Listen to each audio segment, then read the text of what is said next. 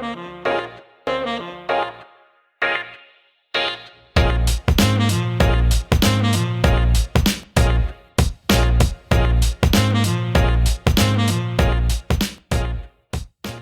and welcome back to Game Talk. I'm your host, David Mion. Today I'm joined by Connor Hey guys. and Mike. Hello. And I bring some troubling news. Actually, there's like a lot to unpack with this, so I guess I could just go ahead and say it. So Sony made an announcement that they will be discontinuing certain PlayStation apps, features, and services. And chief among those are the store functionalities for PlayStation 3, PlayStation Vita, and the PlayStation Portable. So this has been rumored for a while.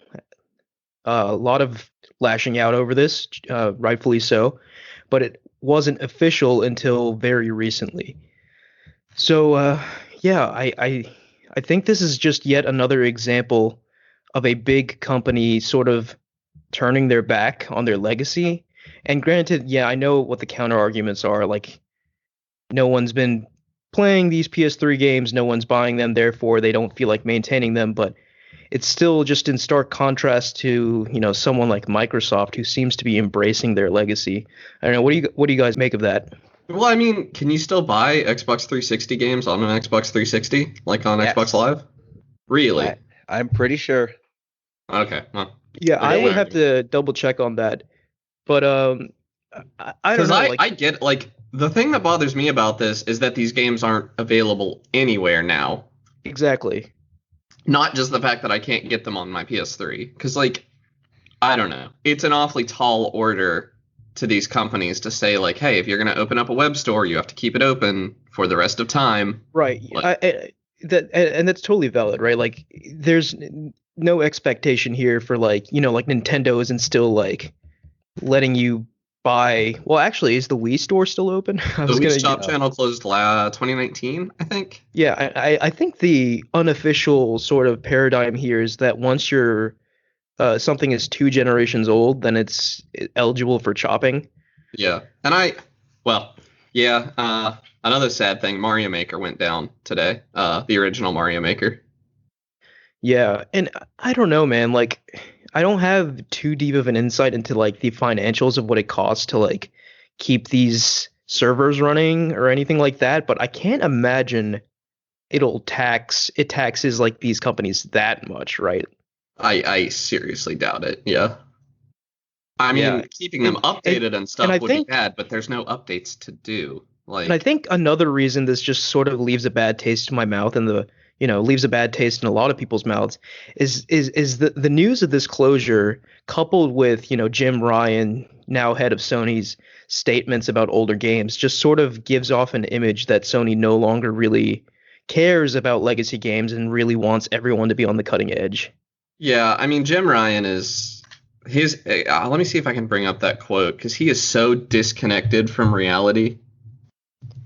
Like, Yeah, so the infamous quote is basically like he was talking about like like there was I've a got it. PlayStation okay, go ahead. Yeah, we've dabbled with backwards compatibility. I can say it is one of those features that is much requested but not actually used much. And I was at a Gran Turismo event recently where they had PS1, PS2, PS3, and PS4 games, he continued. And the PS1 and PS2 games, they looked ancient. Like, why would anybody play this? And I gotta say that this is the stupidest a single person could look, because clearly people are playing it right next to you right now, Jim Ryan. You Yeah, absolute moron. Yeah, games preservation is really important, especially since we're in an era where tons of games could just vanish overnight because someone shut down the store. Retro is such a, like, the retro revival in indie games is huge, and like, does he just not see that? See, the Like, only way his words, I always try to see things from everyone's perspective, right? So the only way his words make sense from his perspective is that just from a financial perspective, right? Like the number of the revenue they're getting from their older games is so minuscule, it can basically just be ignored. That's yeah, why and I he's think that saying must be true, because like, I mean, Nintendo has stopped selling their games individually, which they did for a long time. You have to get them through Nintendo Online now. So I think that's a clear letter that, it's not Yeah. worth And maintaining a storefront. there's arguments like, there are people who maybe live in third world countries that, their primary source of gaming is like their 2 generation old machine. Like that is definitely a thing that happens. Granted, like that's not Sony's primary audience, but it would be nice, I suppose, for them to cater to everyone and not just, people who have the means to get the latest systems. Yeah. But I get they're a company and, money trumps everything. But still, like, I feel like, I don't know. I feel like the current Microsoft would never make this move. That's how I feel. And the thing that stings to me personally, like, yeah, I'm not going to really play my PS3. Like, I don't think I'll ever plug it in again. And if I do want to play a PS3 game, thankfully, a lot of PS3 titles are available via PS Now. So there's that option for me. But the biggest offense here is the closure of the Vita store. And I know that I'm in a huge minority there, but like I really enjoyed Sony's handheld offerings. I thought they were sort of unique in a way that Nintendo's weren't. Like obviously like Nintendo is the king of handhelds. I prefer DS and Switch to I mean, yeah, PSP like and Vita any day, but Vita I thought was a special console, and I hate to see it just sort of abandoned like this. And granted, like Sony's not in the handheld space anymore. They tried and really didn't succeed at that. But there is a dedicated following of both Vita players and Vita developers, and they're both just sort of being abandoned now. yeah, I mean, the Vita's pretty old at this point. It is. It's Yeah. not as old as the PS3, but the thing is, the Vita was really interesting because it was like the way the Switch is to indie games now, the Vita kind of was back then. Like I remember it being this Yeah, huge deal when it the really original was. Spelunky HD. God, that's a weird thing to say. When Spelunky HD released on the PS Vita, Spelunky 1 HD. Mm-hmm. Releasing on the PS Vita was a huge deal. Now I never bought it because I never bought anything on my Vita. I barely used it, but Yeah, and another sort of big thing to point out here is that there are people, developers who have Vita dev kits that were not told about this closure. And so now wow. people are scrambling, developers are scrambling because A, they either have to crunch out the game and release it and try to get some profits on the platform, or B, they'll have to cancel their game and find another platform to put it on, which really, really sucks. Like, I get Sony, like, okay, I can get, yes, Vita is not profitable for you at all, and it just makes sense to close it. Yes, that makes sense, but at least have the courtesy of telling the people who are making games for your platform ahead of time. I was reading on Twitter these reactions of developers who were very transparent in that they said they had no forward notice and found out when everyone else did that the Vita store was going to stop being supported, which is really that's the worst part of this, in my opinion. Yeah, that's really bad. Like, what on earth are you thinking? Like, honestly, like that's on it. Like, first of all, like the fact that the Vita even has developers at this point, like really just means that like these developers are very passionate about Vita, right? Like, there's no real reason to put a game out on Vita in 2021, right? Like, you'll have far more success putting it on the Switch or PC. Yeah, But the fact that you're definitely. bringing to Vita, to me, it's sheerly like a labor of love almost. Like, it's just because you're passionate about that platform. And to take those people and just sort of pull the rug out from under them is really kind of scummy. Yeah, I can't even imagine being in that position. I mean, what I think. So, my opinion is that if you're going to shut down a store like this, you can't also keep the device locked down. Like, Can you elaborate? yeah. So, if Sony no longer wants to provide PlayStation Vita games to me, then they should take off the lock on my console that says I can only install a game from the PlayStation Store. I should be able to download a game to my SD card and I install it. see. And, showing my hand a little here, I can do that. I have rooted my PlayStation Vita. I don't use it for piracy so much as just emulation. I thought it was a really cool portable emulation machine for a bit. Mm-hmm. And also, I just thought it was kind of fun to do. And the PS Vita is also one of the easiest hacks in the world for anybody interested in doing it, which I will say that happily now. Now that Sony's abandoning support, I think that that's, in my opinion, explicit permission to do whatever I want with this platform. Because, yeah, like, they're basic, like, PS Vita games are not easy to find. Like, you can't just go anywhere and buy cartridges either. Like, they didn't sell well. Yeah. And so, yeah, if you have a PS Vita and you don't have the games you want on it, you're just kind of out of luck now. Yeah, I think they Unless you announced. wanna Actually, I turn have the to thing piracy. pulled up right here. They will. Okay, so let's see. You will lose access. Features you will lose access to. You will no longer be able to purchase PS3, PS Vita, and PSP digital content, including games and video content. You will no longer be able to make in-game purchases through the games on PS3, PS Vita, and PSP. You will no longer be able to redeem PSN Wallet Fund vouchers. Okay, et cetera, et cetera. I was looking for Yeah, the you can dates. still download games you already own. Okay, here we go. PlayStation Store on PS3 consoles will be closed on July 2nd, 2021, and PS Vita devices on August 27th, 2021. So you have until August 27th, I suppose, if you really want to stock up on Vita games. Do it then, because otherwise you'll be reliant on physical only media for Vita, and that's that might be a bit difficult to find. Yeah. Although, also, the idea of stockpiling a bunch of Vita games also is not very appealing given the proprietary memory cards. Yeah, that's true. That's another huge that's such a weird decision for the PlayStation Vita. You need a proprietary expensive memory card for it. It doesn't take SD cards, which is just whacked. Unless you mod it.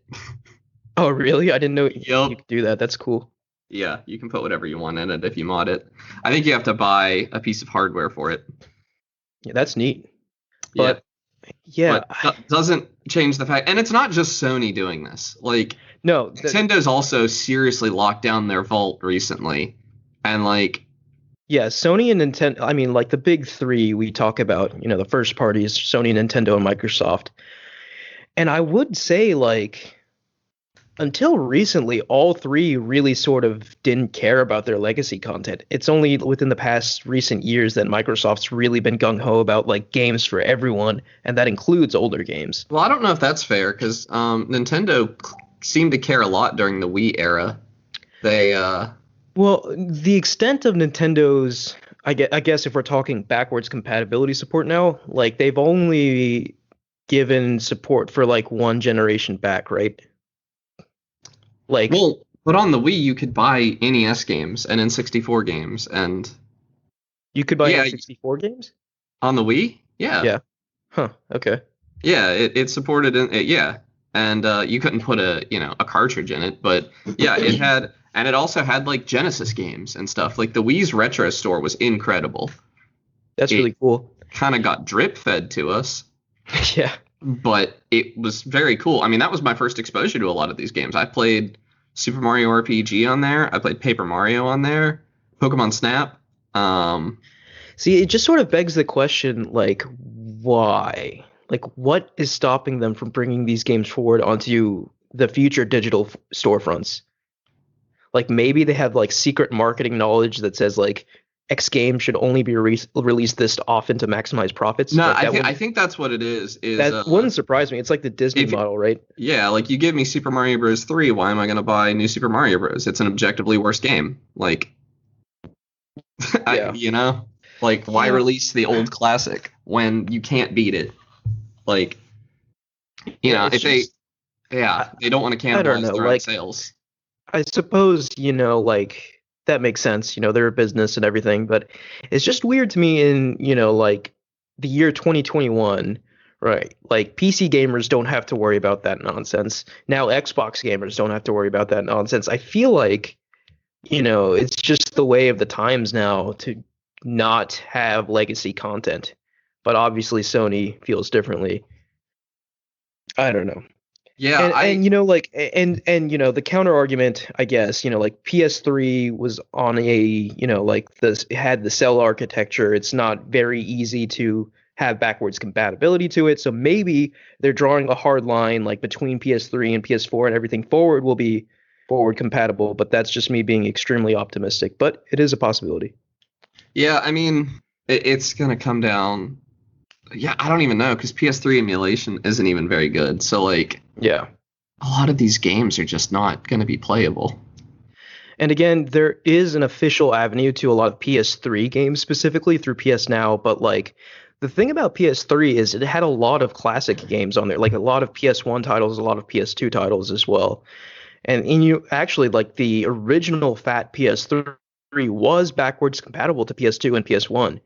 I believe And all PS3s were backwards compatible to PS1. no, it was just the original. Like after that original fat No, model. the original was backwards compatible to PS2. That was the only one backwards compatible to PS2. I believe all of them were backwards compatible to PS1. Okay, yeah, I would have to think. double check that, but Yeah. I'm not sure. But yeah, the point being that like these retro games are sort of like just lost to the ether now, which is unfortunate. I know on PS4 they had that initiative like PS2 on PS4, but they didn't ever release anything more than a handful of PS2 games on PS4. And it's just I and I feel like with PS5 there aren't really any excuses anymore. I feel like PS5 is powerful enough to emulate a PlayStation 3 if Sony really wanted to do it, you know. But Yeah, the thing is they can't just pull an open source emulator and port it to their console, which is a very common thing to do. I mean, And didn't Nintendo do that for Nintendo has been known to download ROMs from the very same websites that they take down their ROMs from. I Right. don't know that Nintendo's ever pulled an open source emulator. But I have definitely heard of that happening. And like, there's nothing wrong with that. If you want to pull an open source emulator to sell your game, like the game is still yours. But and you're not selling an emulator, you know? I just don't get why. I don't know. Sony should put the money into it to get us a PS3 emulator because there's a lot of really good PS3 games. Yeah, and I feel like, and again, this just might be Well, they must have it naivete. because PS Now works, right? PS Now's Right. emulation, isn't it? PS Now is it's streaming, right? Right, but it's So, streaming from an emulator, isn't from it? something, right? Yeah, it's Yeah. got to be. Yeah, I mean, surely they don't So- just have a bunch of PS3s. Like, surely not, but you know, who knows? yeah. But yeah, I don't know. Like I do feel like maybe it's just me being naive, but I feel like overall we are trending towards, you know, once you buy a game, you'll have it forever. Like I can't see them doing this again for PS4. Like I just it'd think be- it's so embarrassing, like to us as a medium, right? Like this is another yeah, exactly. nobody looks at a book and is like, well, you can't read that one anymore. Exactly, Like- yes. And that opens up such a broader discussion. Every other form of art and entertainment, this is a unique issue solely to video games. It's not like, oh, that movie that came out in the 1920s, that was great. Too bad we can't ever buy that again. Or that album that came out, you know, like too bad we can't get that. That book is now lost to time. Too bad we can't read that. That's not a thing. You know, like it's Yeah. only video games that like people have to scramble to preserve our history, which really shouldn't be the case. Like I don't get it. No. No, it's really Like, sad because I people learn about movies in school now, you know, and I don't think the time will come soon, but I think games will get there one day. I think so, yeah. I don't think But- they'll never take the place of literature. You know, you watch a couple movies and analyze them in school, and I think maybe, you know, you'll play a game or something maybe, But you it's know. just unfortunate that like and yeah, maybe in the future this will be like an archaic, forgotten discussion, but for now, like and granted, you know, video games overall are a very new form of media, especially Yeah. compared to the contemporaries we mentioned, like, you know, obviously books and movies and just- etc. It makes me think of when they it's unfortunate that the leaders of this industry are making no concerted effort to preserve its history. They really aren't concerned about that. No. Which, like obviously, like the movie industry is the same. Like, obviously Hollywood exists to make money, but like movies are never. I shouldn't say never, but like movies aren't lost to time because of some arbitrary reason. Like they're not like, oh, you should buy this. Well, there is the Disney Vault. Disney's kind of like an exception to that. And I almost think even Disney, Nintendo's like probably they're doing the putting Disney Vault everything thing. on Disney's throwing everything on Disney Plus now, right? Are they? I don't like Disney, so Yeah. I think they are. I don't like classic Disney very much, so I haven't seen much of it. But yeah, it is a unique problem to video games though, like because it's like a willful opposition to it almost. Like it would not be the end of the world. It would not eat into Sony's profits by any noticeable amount for them to maintain the Vita store and the PlayStation 3 store. Like it really wouldn't. What's this is like totally a side tangent, but I haven't looked at it yet, but I've heard that the new PlayStation store that you can like access from your browser is objectively worse in like every way than the old one. Like it's just totally unusable. Like you can't buy DLC from the store page anymore. Like Yeah, I don't think I've ever used the browser store. I only use the console store, so I don't really have a comment on that, but I typically prefer to use the browser store if I can because you can type out game names and stuff, but I don't use that makes sense. PlayStation products much. Yeah. And I guess the only silver lining to this, people were worried about this, but like the download lists will still work. So like some server functionality is still there, right? And that's like, what they're kills still me paying because for that. yeah, right? if that's the expensive part is like hosting the games and allowing the downloads and stuff. So like the fact that they're still doing that is weird. Honestly, the fact that they're still doing that just tells me that they want people to move forward. They don't want people stuck in the past. Like whether they want to or not. Like they want to force people onto the newer consoles, which I mean, it's gonna bite don't them know. eventually because like there are people like me who will not play the newest entry in a game series without playing every game leading up to it first, or at least trying every game. I didn't play Devil May Cry 2, sue me. That game was terrible, but yeah, like so just to make this clear for everyone, like your PS3 games and PS Vita games that you own, you can still like delete them from your consoles and then re-download them later. For now. Yeah, for now. Yeah, who knows? Yeah, Sony might. That would be much worse than this, I think, because then it would straight up just be like your money evaporating. Like the games you bought, you can no longer access, and that deserves a lot more kicking and screaming, I think, if and when that happens. Yeah, I agree. Yeah. I don't know. My dad used to talk to me about that a lot when I first started playing PC games because that was like the first platform to go mostly digital. And buying games on Steam and everything, super convenient. You can download them to all your different devices and everything. But, if Valve ever decides that a game is gone, that game is gone. I just don't have it anymore. I don't think that'll ever happen. I think Valve has infinite money and will just keep doing what they're doing. But yeah, I don't think there's an example we can point to yet of that happening. But I fear for the day that does happen because I mean, there are games that have just disappeared before. Like that's nothing new. Deadpool disappeared. You can't buy it anywhere anymore, and it was only available on PC for like a month. Scott Pilgrim vs. the World not available anymore. I guess I'm talking about more about like entire swaths of games, like maybe a certain like generation or something. Yeah, but I mean, there's nowhere modern you can buy NES games right now. Like you can play the 40 or so that are on that paltry selection. Well, I shouldn't say that. They have a pretty nice selection of games. I mean, compared to the greater library, it's pretty paltry. Like there are good games in there. But there were a lot of games on the NES, like a ton of games. Mm-hmm. Like my personal collection is bigger. Yeah, I really just don't understand what's stopping Nintendo from being like, hey, these 40 games you have for free, but if you want to buy more NES games, just pay us. Like they don't even offer that option. Yeah, and it's weird because the emulator is clearly very functional.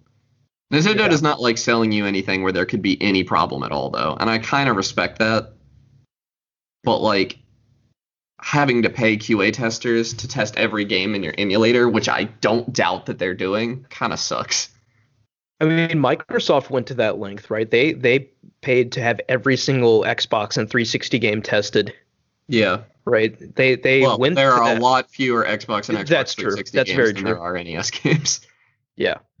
The NES library is just insane. Yeah.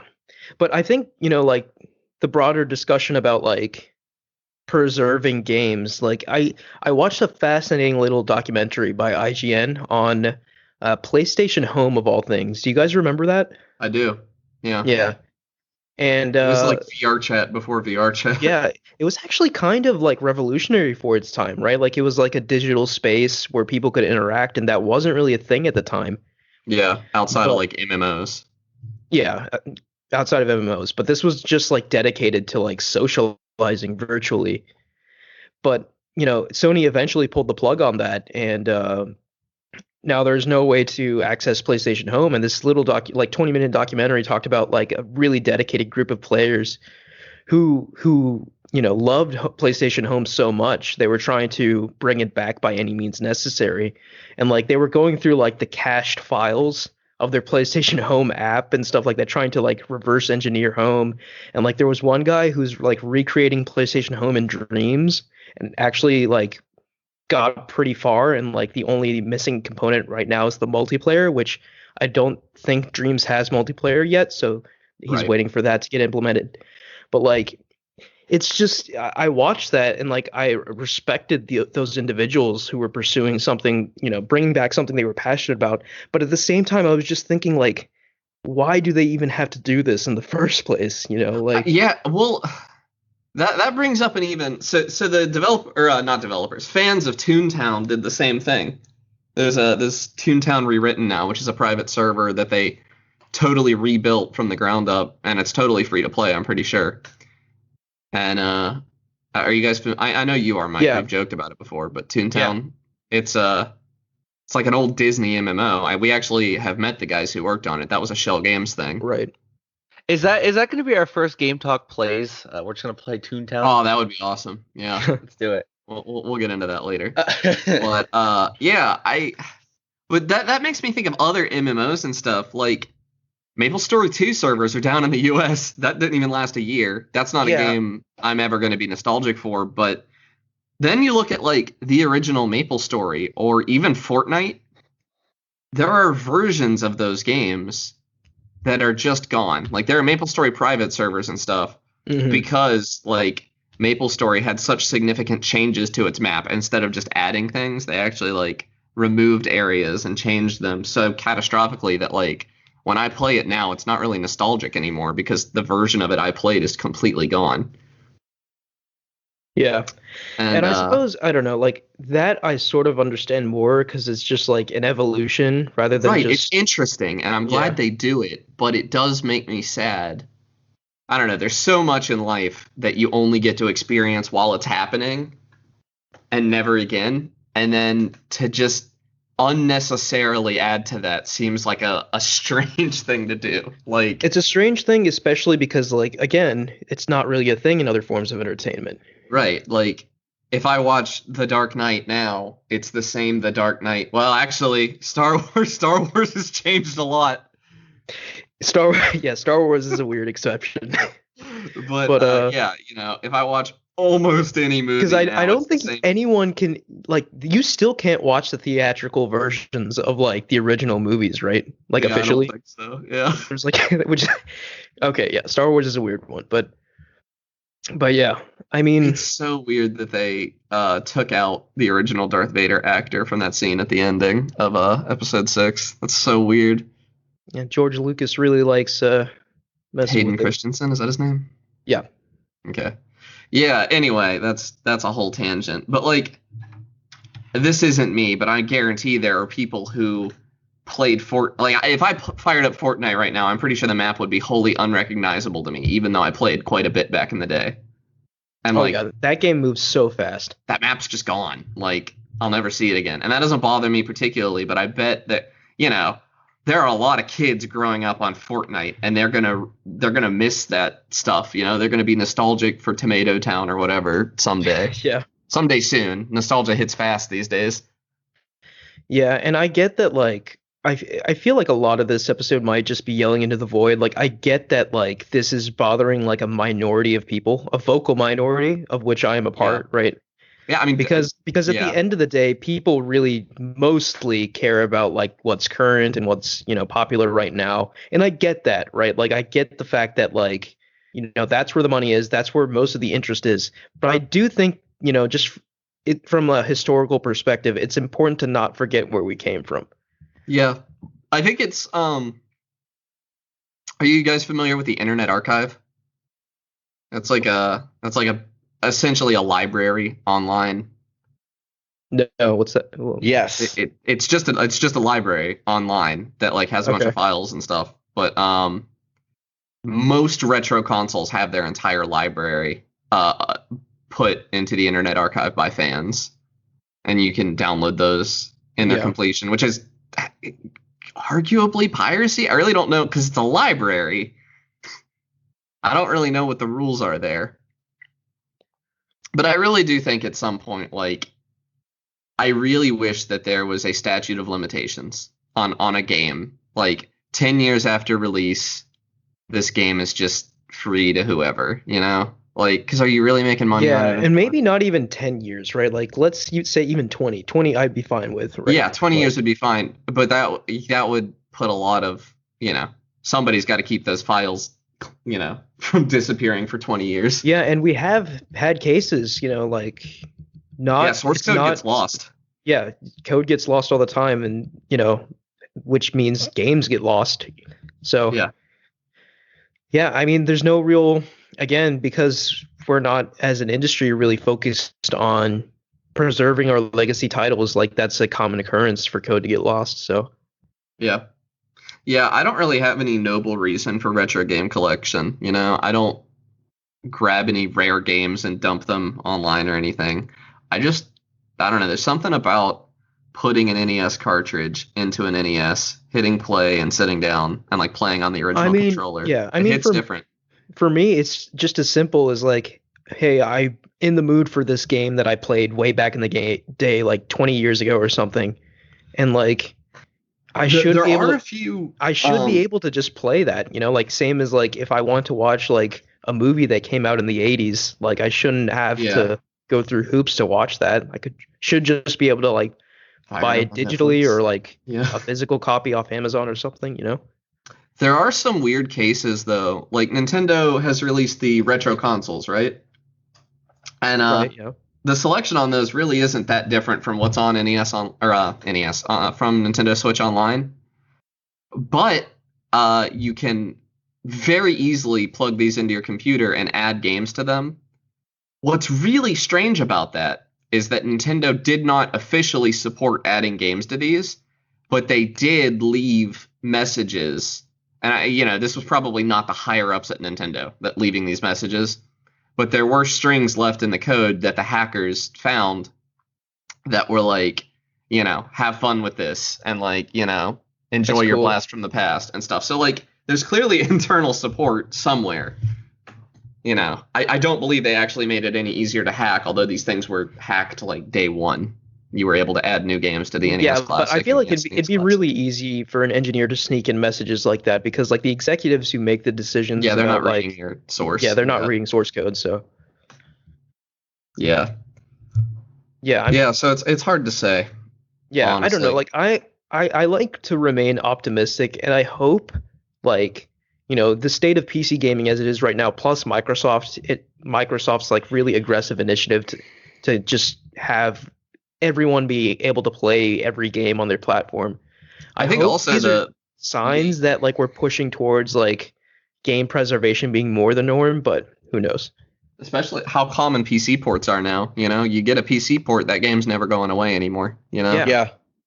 So I don't know. It's only really, I think the big like the dam holding back the flood is Sony and Nintendo.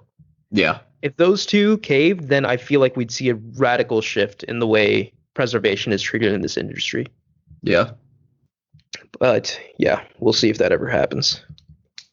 I hope so. I really hope so.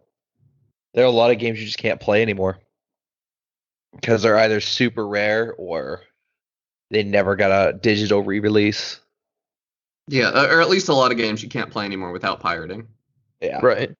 Yeah, And if you're even willing then, to put on your eye patch, a lot of these limitations go away. some games are so like obscure, especially from my childhood, because I played a lot of bargain bin games that they Well, just that's also never got yeah, emulated. nobody cared enough to dump them. Yeah. There's there is Nintendo has a tendency. I don't know that Sony does this so much. I've never really had problems finding PlayStation ROMs, but Nintendo tends to like go really aggressive against retro emulation sites and stuff and ROM Oh yeah. distribution sites, which like yeah, those sites are illegal. Like they are. We get it, but like you're not selling this game to me. Like if you're not going to give me a way to buy the game and you're going to take down the way for me to get the game for free, do you personally, Nintendo, want me to go out and buy a cartridge at a yard sale? Does that really make you feel better? Yeah, Like, no, it's so weird. Like the anti-emulation stance for like games that have not gotten a re-release since the Wii. Yeah, yeah. I think from their perspective, the only reason maybe that they would be so staunch in that is that they don't want it to set a precedent. Like Yeah. if someone, emulates like an older title, what's to stop them from being like, hey, maybe I could emulate Switch games too, and Yeah, then and you that can't. directly impacts their business. So Yeah. I think they Which just is want to why put a they stop should to it. just distribute the games themselves. Yeah, I mean, like we will give them money, we really will. Yeah, a lot of I people want to promise. play the original Paper Mario, Oh my but you God, I would. can't right Oh, now because the only dude, way to I do it I is to would dig up a pay. cartridge. I would pay disgusting amounts of money for a Paper Mario re-release. Really, the original Paper Mario? I love the original Paper Mario so much. I figured you would be more of a thousand-year door guy. Oh, I mean, yeah, that's the best one for sure, but Hmm. but both of those games hold a very, very special place in my heart. I never finished the first Paper Mario, but I was a child, and I don't have my Wii with me here. Actually, my Wii is like my Wii and the Wii U are the only Nintendo consoles I don't have. I left my Wii at home when I moved out and sold my Wii U like a fool. Yeah, why would Yeah, you that keep your thing's gonna Wii be U? that thing's gonna be rare here soon. Yeah. Collector's item. Yeah. That's One of okay. the unlucky few that bought a Wii U. Yeah, I know. It sucks. I'll But yeah, live. Nintendo, like I don't know, like Nintendo's re-releasing a lot of Wii U games on Switch, and granted that's because the Wii U didn't sell well, but Yeah, I was gonna say that's not out of the goodness of their heart. They're yeah. just trying to make up for lost revenue on those games. Yeah. Yeah, and yeah, I don't know. I'm probably definitely being naive here, but it'd be really hard for me to see like, PlayStation 6 comes out and suddenly you can't play any PS4 games on it, or like you can't, like they shut down the PS4 store or whatever. Because like everything is sort of converged on PC architecture, and there's really sort of no reason anymore, like games should be able to carry over from this point onward. From the Yeah. from the PS4, Xbox One generation onwards, games should persist. We'll see But if we, that we have actually no happens. guarantee that architecture is not going to change drastically, We don't, but I don't know. Like Technology there could there take doesn't I don't know, maybe quantum computing really becomes a thing and then everything changes, but I don't know if that applies to games. I really don't know. yeah. But anyways, yeah. Any other thoughts on game preservation? I think it's super interesting when the source code of old games leaks as well. I know Nintendo's not happy about it, but the fact that people can poke around the source code of Super Mario 64 now is incredible. Yeah, and like Pokemon Red and Blue as well, right? Yeah, well, I think Pokemon Red and Blue, they got disassembled by fans. Like fans, I don't know that the source code ever got leaked for that. Fans actually went through the assembly painstakingly by hand and decided what everything That's was crazy. doing. Yeah. Or they went Z- through the machine code and turned it back into assembly. A bunch Which of Zelda games also leaked, or am I thinking of something else? maybe. I haven't actually gone through any of the source code or anything because Yeah. I don't know. I have played a couple of ports that people made of Super Mario 64 after. And that's another interesting thing is that when source code gets released like that, you get these modern ports. Like it was like not very long at all before we had like a 3DS port of Super Mario 64 and a PC port, running at 60 frames per second and stuff. And Yeah. Mario with gun. Yeah. Important distinction. Timeless. I would love for games to go open, like not just be available after 20 years, but go open source after 20 years. I think that'd be awesome. But, the odds of the source code even still existing for a lot of these games is slim. A lot of these studios have closed down. Yeah, and I think one maybe final note here is that like it's not too late, right? Like in the grand scheme of things, in the big picture here, like what gaming's been around for in a big way, 40 years. Yeah, like less than half a century, right? Like if we started making a concerted effort now to preserve games, like the most of the industry can still remain intact for the future generations. So yeah, I think another thing about games preservation is, especially with PS3 shutting down its store, a lot of ancient PS1 games that were re-released to the PS3, that's their fastest version. So a lot of speedrunners or potential speedrunners are losing out on an avenue to actually be competitive. Yeah, a lot of the PS Vita versions as well for the PS TV. That's where a lot of people speedrun Spyro 3 that I was looking at. That's the fastest version, is the PS TV one. Like Ratchet and Clank speedrunners, they all use the PS3 versions of the first 4 games because they are the buggiest and the fastest versions. And I'm literally seeing talks in the Discord right now of them scrambling to find ways to still get the games now. Yeah. Even if they're a little less than legal. Yeah, I mean that's what you're driven to. Yeah, at that point you don't have any options really. Yeah. So. Yeah, I will never look down on somebody for pirating retro games. Not really. Especially because even when these games are re-released, like you're gonna sell me Castlevania 1, 2, and 3 for $50? Like really? I don't think it was actually $50. I think it was like 30. But still, like I could buy the 3 cartridges for 15. Like Yeah. Yeah. But that's an instance of like Nintendo knowing the price of nostalgia. Castlevania is not Nintendo. That is sorry, Konami? Yeah, Konami. Yeah, Konami. Gosh, yeah, Konami can get their own episode one of these days. Yeah. No, they would if they still made video games. Yeah. And not weird pachinko gotcha things. I don't know that we have any place to call pachinko weird, having never been to Japan, but True. I don't know enough about the culture. But still, these are the guys who made Metal Gear Solid. Well, it's the company that enabled the guys to make Metal Gear that's Solid. True. That's true. Yeah. Silent Hill, like I don't know. Konami has a very illustrious reputation. They have a that they don't legacy seem interested that they have in. run away. Yeah. Yeah, they don't seem interested in that at all. So. Man, they made Metal Gear Survive. God. Jesus Christ. Yeah. Okay, Connor, what have you been playing? I actually want to give a shout out real quick. Good friend of the show, Ryan Kubik, has released his first game on Steam today. It is called Wildfire Swap. It's I think it's on sale for $9 today, maybe $8.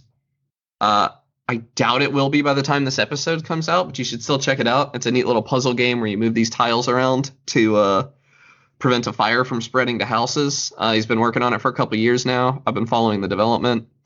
It's not necessarily my thing. I'm not a big puzzle game guy, but I'm definitely going to play it a little bit after the podcast. I picked it up earlier today. Yes, great mention, Connor. Yeah. Congrats, Ryan. I know you're listening to this. Huge milestone for him. Super exciting. Anyway, I have been playing 2 games this week mostly. The first that I really want to talk about is Enter the Gungeon. This game, I bought it when it first came out. I bought it on the Nintendo Switch. Since then, I've also received it for free on PC on the Epic Game Store. I believe it was given away, and also it is free on PlayStation right now for the Play at Home initiative or whatever. Yeah. And I mention that because you probably already have this game and just haven't played it yet. And I really even if you did play it when it came out like me, I implore you to go back and try it again because it has gotten a ton of updates that made it way better. I totally bounced off this game when it first came out, and I wrote it off as like a worse version of The Binding of Isaac.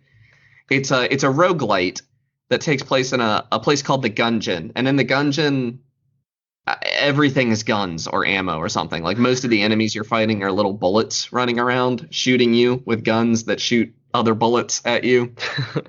There are guns you can find, like tons of references to different different guns throughout other media. Like one of the characters you can play as is called the Marine, and he's clearly like a mix between Doom Guy and Master Chief to me.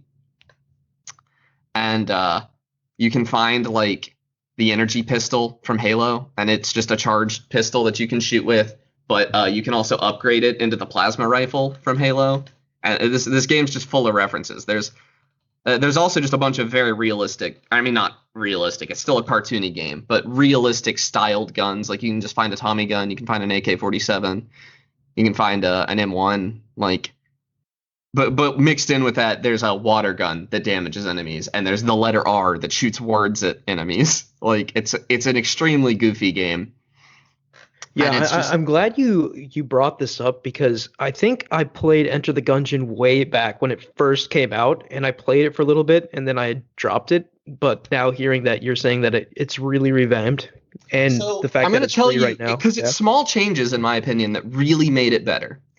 When I played it originally, I thought it was a worse version of The Binding of Isaac because I felt like it had all these extremely cool guns, but you never got to shoot them because ammo was so scarce in the initial release.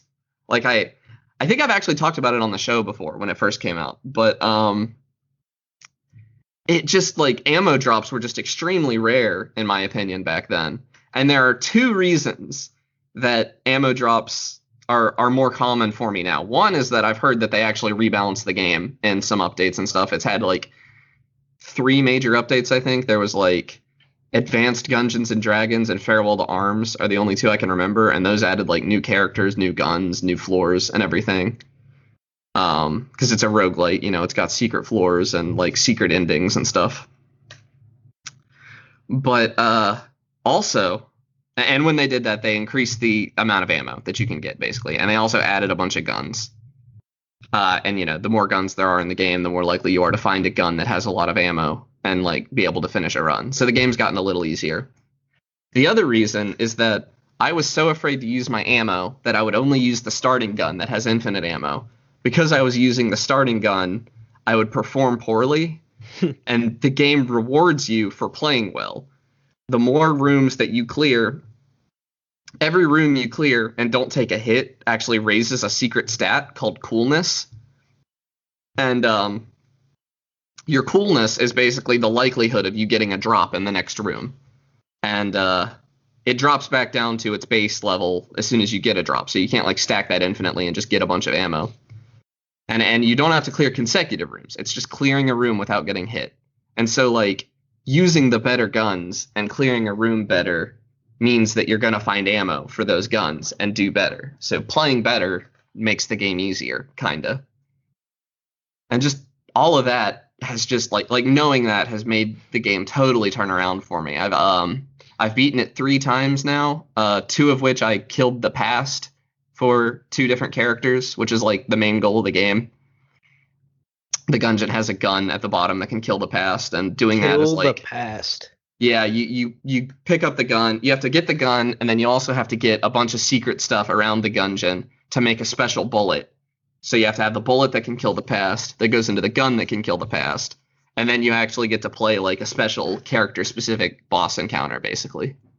And they're fun. They're kind of like victory laps, though. They're not very hard, and they don't actually let you use the items you collected along the way. They're like totally scripted.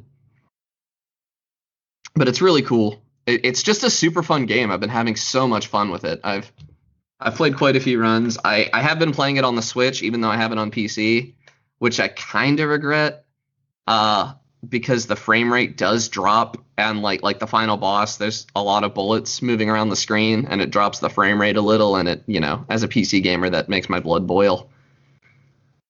And the only reason I don't switch is because my biggest issue with this game is that even though I've beaten it a few times now, I do not think I would be able to beat it on PC if I switched over, because the initial pool of guns is not very good. They're just not very powerful. You earn credits as you play the game that you can use to buy new guns, and those guns appear in the gungeon in the future. So like your odds of winning go up as you buy better and better guns, and I don't like that very much. I don't like roguelikes that you can't like 100% in one playthrough very much. I definitely, I mean, not 100%. Like, I don't need to be able to get every item, but To beat, you mean? yeah, like, I mean, you definitely can beat it with the original item pool, but you unlock a lot of cooler items as you go and more powerful items. And I just don't think the balance on that initial pool is very good.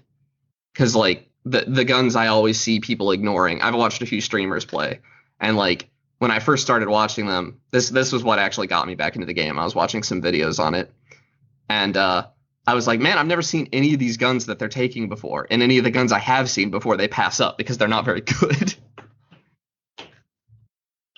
And that just frustrates me a little bit. But it's not too many runs before you start getting the good guns. And frankly, if you're starting the game fresh, you were not going to win anyway. But Yeah, anyway, I I think gotta we'll give have this to give game. that one, give it another shot. Yeah, I would love to. I would love to have somebody to talk about it with. My other friend that plays a lot of roguelites is working on his PhD right now and does not have time to play video games with me. Feels bad. Yeah, so super fun. Probably like an 8 out of 10 for me. Very good. Very good game. And also just like the humor hits just right for me. I think it's very funny. It's got some gallows humor. It's got stupid puns with the guns and stuff. It plays with your expectations a lot. Like, there's a gun that looks exactly like an AK-47, which is a pretty good gun, but then you pick it up and it's called the JK-47, and it like flops around like a wet noodle and shoots really slow. It's just stupid. Oh, and in one of the updates they added synergies too, which for anybody familiar with Binding of Isaac, you'll know what that is. But basically it's like two guns or an item and a gun that when you have them both, their function changes a little bit, and usually they get way more powerful. Gungeon did not have that on release, but it was added later, and that's huge. Like, that's how you upgrade the plasma pistol the energy pistol into the plasma rifle, is by getting what's called master rounds, which is an item that normally just increases your health. But the synergy is called Chief Master. If you get Very funny. the master round and the energy pistol, you get the plasma rifle. So lots of cool stuff you can do there. The master rounds are actually achieved by beating a boss without taking any damage, which is it's very difficult at first, but like, you know, the bosses are the same every time. So there's like a select pool of bosses, so you can learn their patterns, and it becomes very possible to beat them without taking damage. It's a good game. It's a very good game. It's probably, well, I don't know. I've beaten it and I haven't beaten Hades. I want to say it's harder than Hades, because I definitely tried more in Gungeon than I did with Hades. And like, your starting point never gets better like it does in Hades. You're always starting with your 3 hearts, your 1 or 2 guns.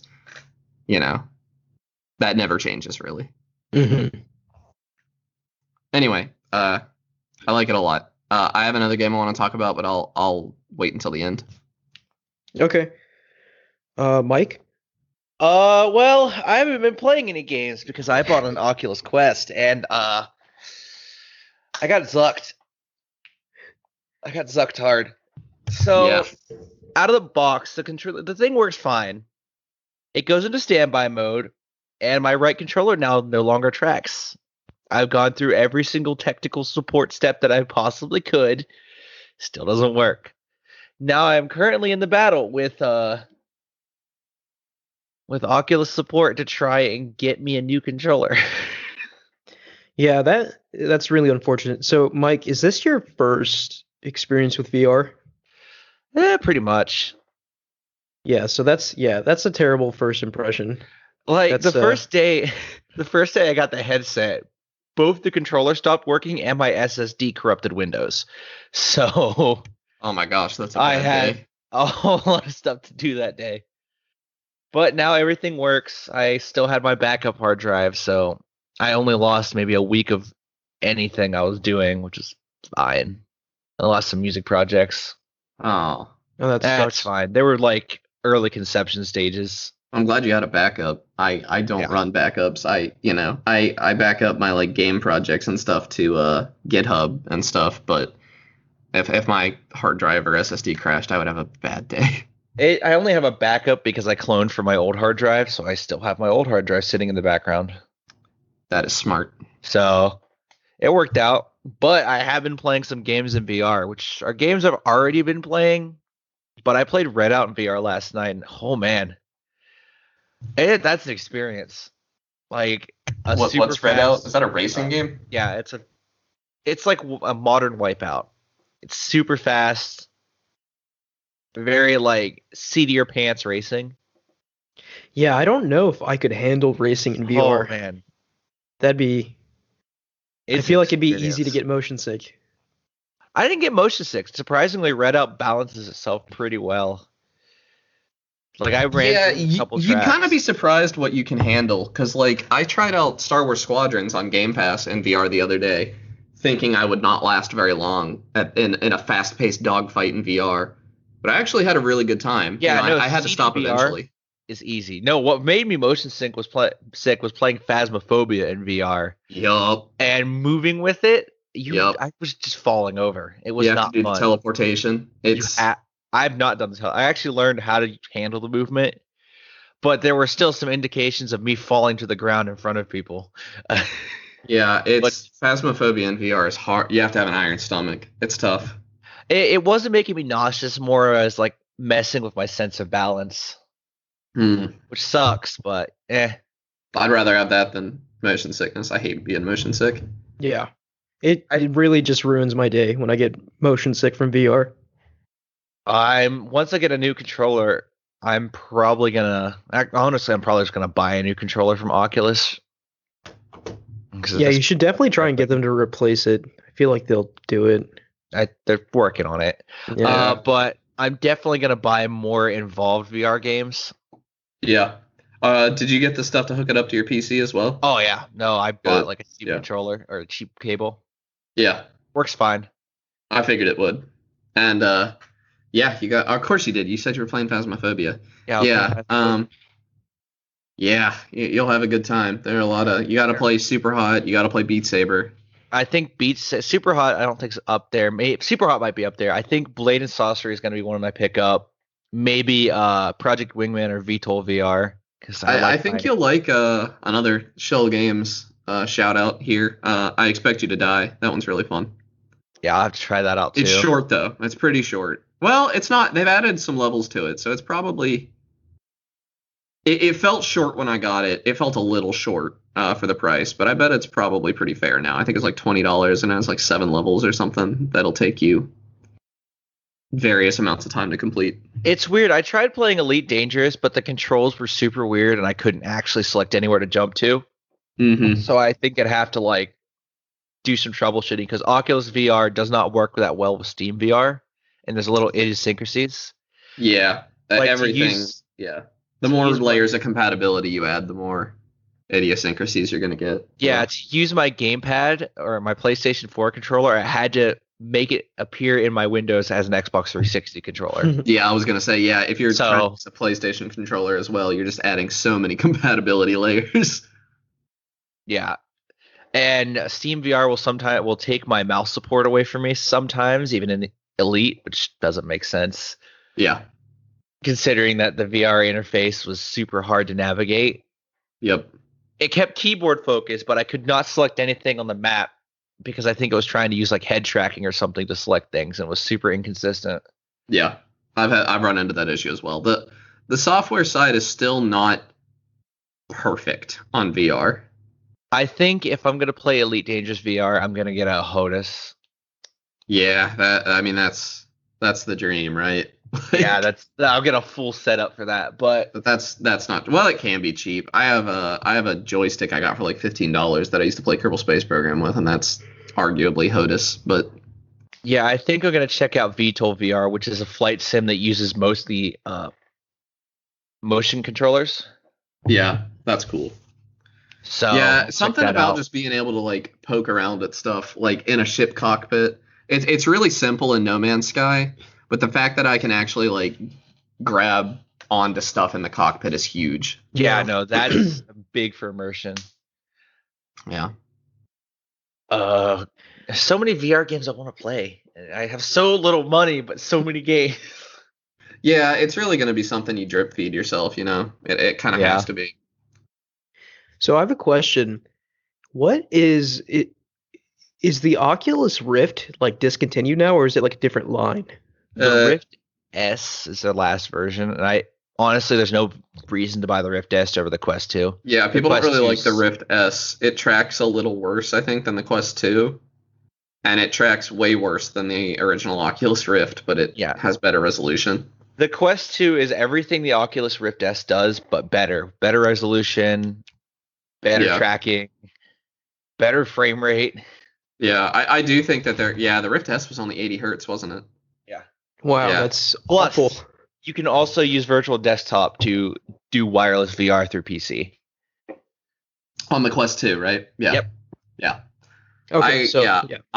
And also the Rift S is more expensive, I think, than the Rift 2. Yeah, I think the Rift S is like $100 more expensive.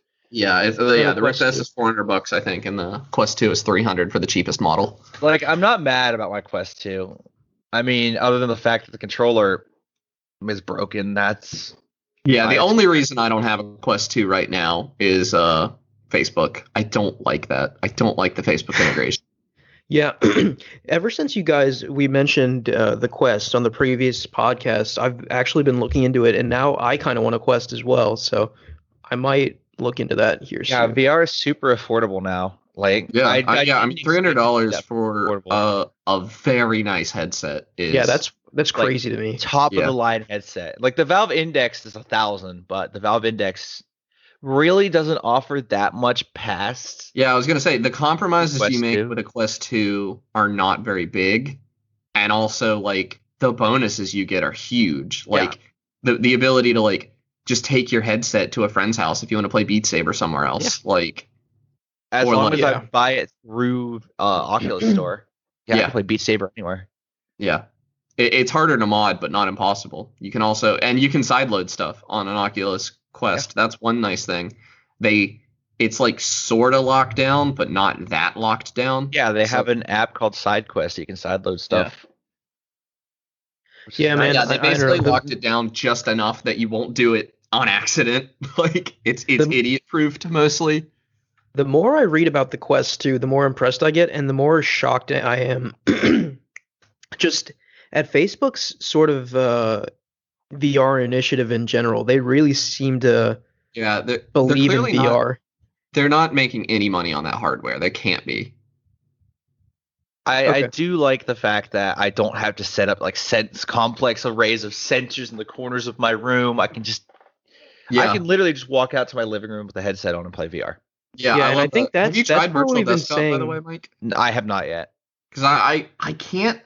I may have to hell I'll buy it. But I'd really like to come over and try that once vaccines and stuff are set up. Because like I don't know, people talk about the latency and stuff, and like they say like yeah it's there but it doesn't bother me, and like I don't understand how that can be possible in VR. So like I would need to try it for myself. Yeah, I need to get it. Yeah. Yeah, I've been doing direct hookup, and it Yeah. works perfectly fine.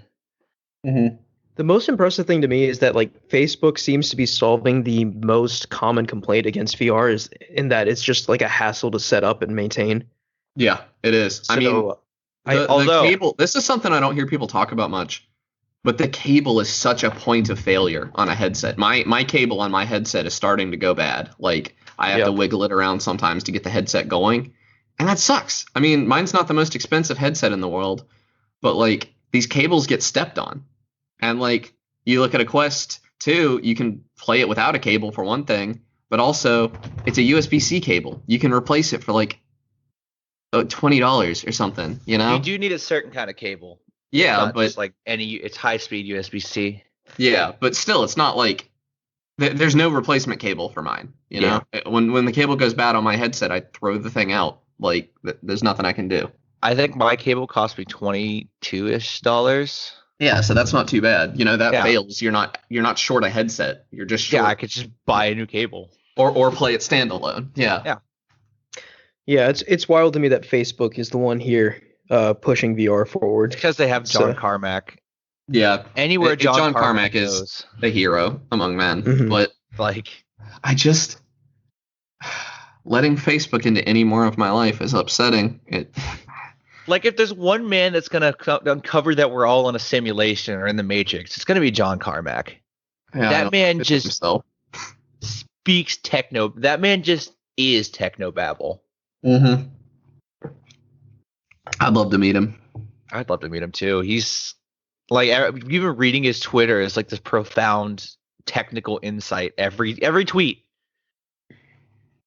It's either that or like, man, I really wish the Oculus team didn't do this. Yeah. Because there was that. But the only downside with the Quest is that the battery will still drain while I'm using it while plugged in. Oh, really? Yeah. It'll drain really slow, but it'll still drain Yeah, that's a shame. because of the power it uses.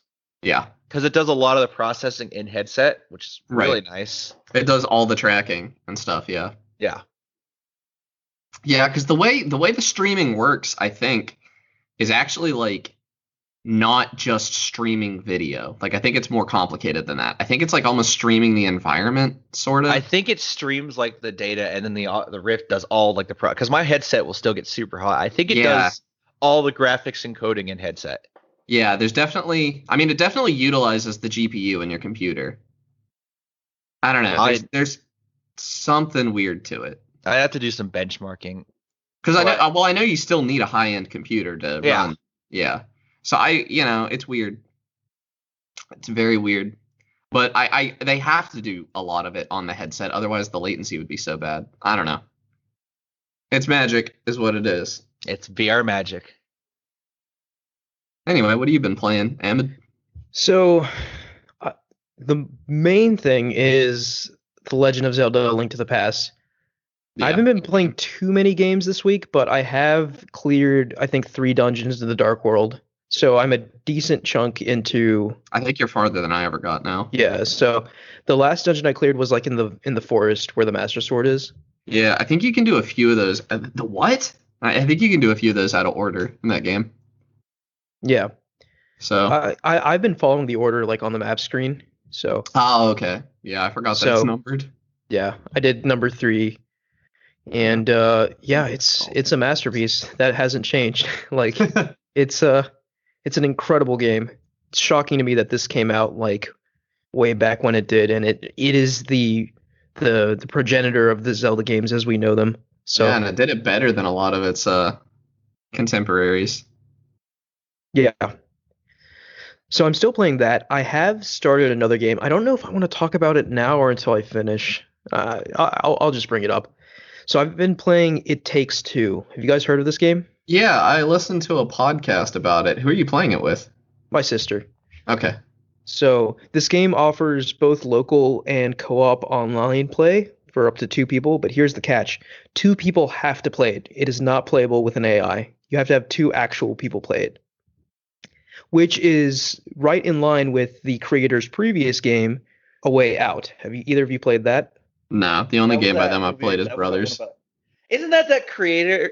Isn't that Yes. producer Yes, who was like, who cussed out the Oscars at the Yes. Game Awards? Yes, Joseph yes, Ferris. okay. Yeah, he's a I love that little guy. bit crazy. Yeah, and like I played. I know he did Brothers: A Tale of Two Sons as well.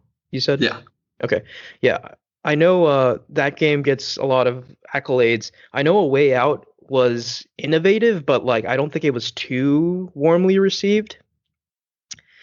This game, however, might be a contender for Game of the Year for me.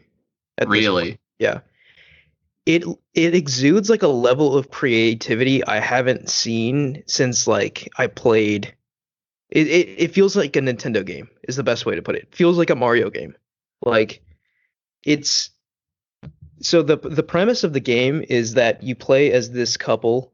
I forget their names. Like, you play as this couple who are getting a divorce, right? And their younger daughter, like, she knows about this, but their parents, she knows about this because she can like see the writing on the wall, right? Like, the parents haven't told her, but she knows. And she has like these dolls. She's a really young girl. She has like these dolls of her parents. Like, the dad is like made of clay, and the mom's like a wooden doll. And she like plays with them and like pretends like they're a big happy family. It's kind of sad, right? So one day, like, she like after she like knows they're gonna get a divorce, she goes to play with these dolls.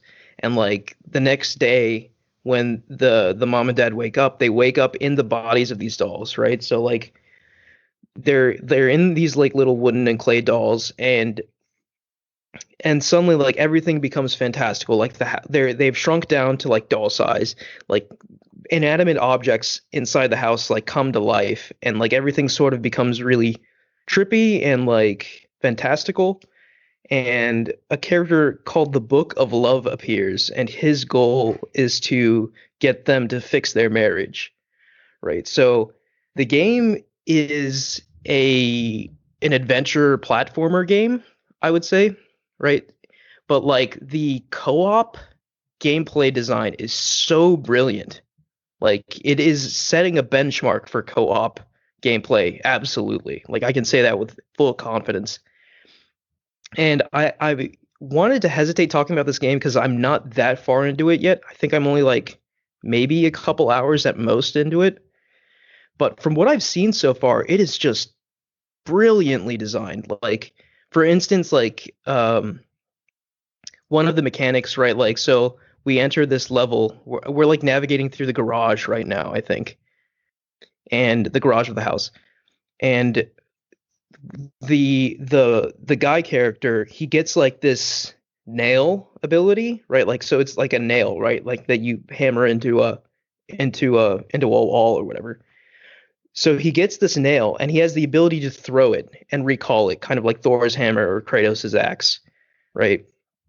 And the girl gets like the hammer head, right? So she can hammer in the nails, but she can also use the hammer head to hang off the nails. So you get like these insanely creative platforming things to advance to the level where like the guy has to throw the nail so it's like hanging against the wall, and then the girl jumps towards it, swings onto it through the hammerhead, and then like goes onto another platform.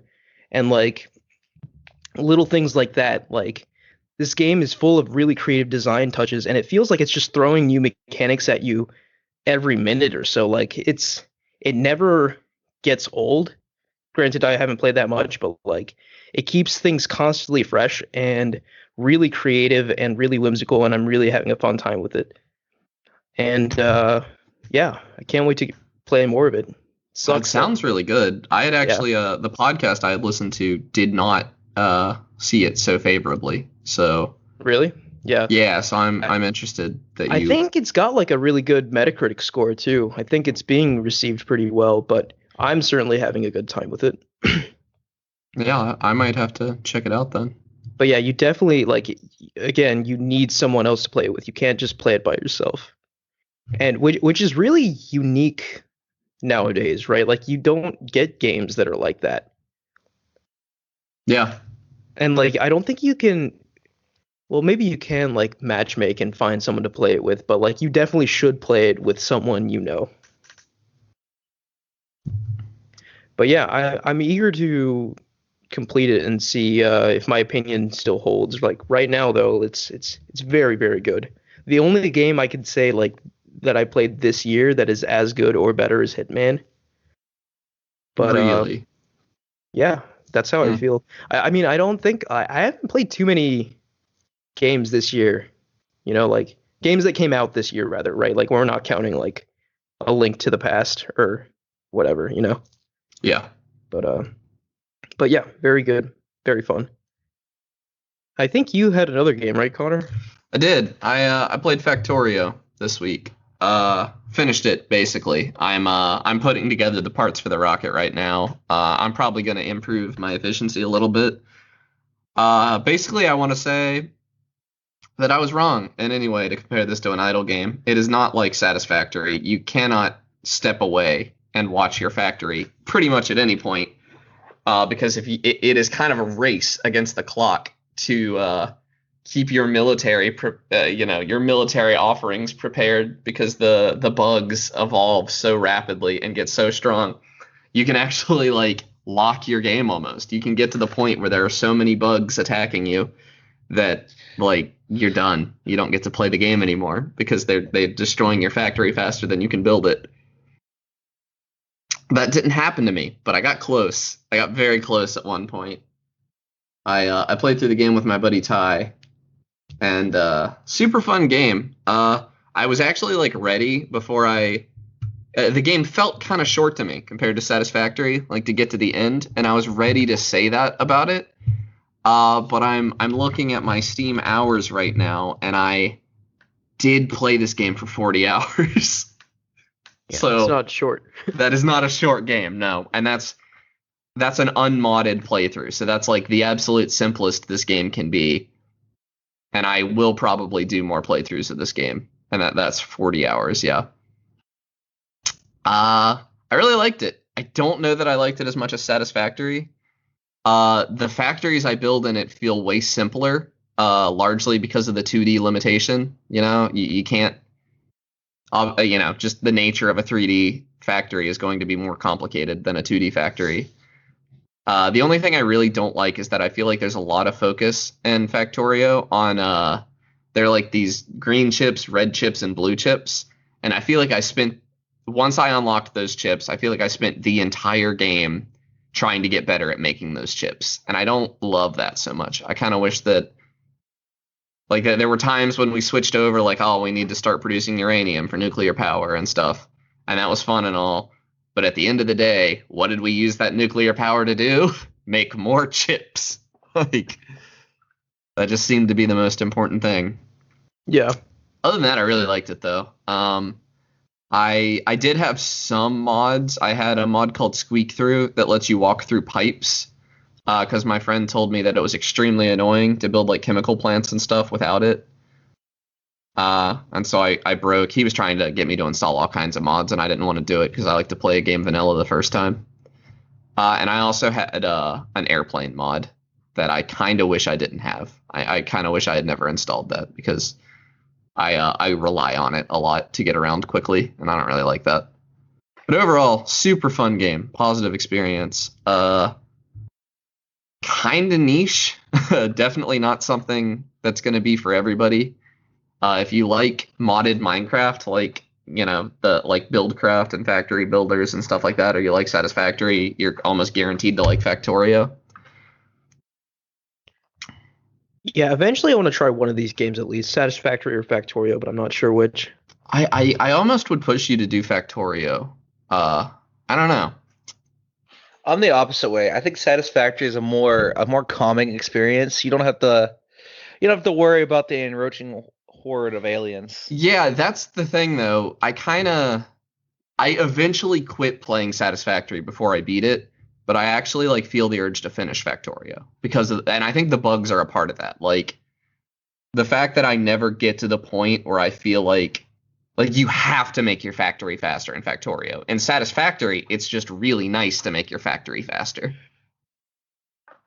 And I think that difference means a lot to me. Yeah, I feel like eventually I have to play one of these games because I feel like it gets mentioned. One of these games gets mentioned every single podcast episode. I mean, that's just because me and Mike are super into them. Yeah.